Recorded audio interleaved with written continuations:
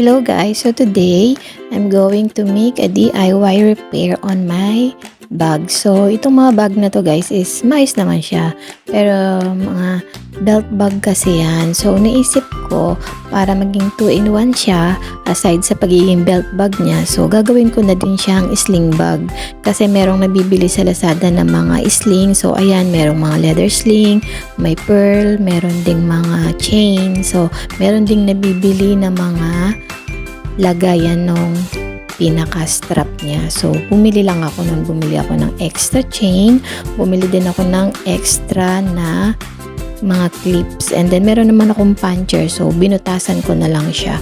And then, ilalagay ko yung lagayan ng strap. And then, pwede na siyang gamitin na sling bag. So, pag gusto ko ng sling bag, pwede. So, pwede rin siyang belt bag. So, parang naging 2-in-1 na siya, guys.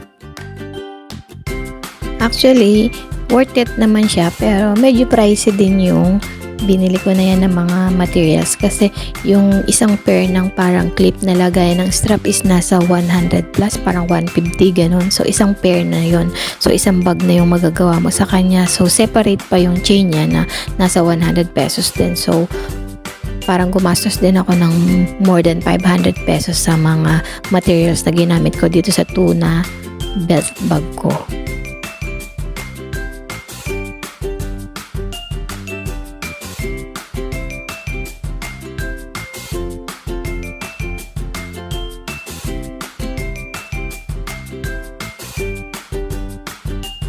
Madali lang naman siyang gawin basta meron ka lang gamit. So, meron naman akong puncher.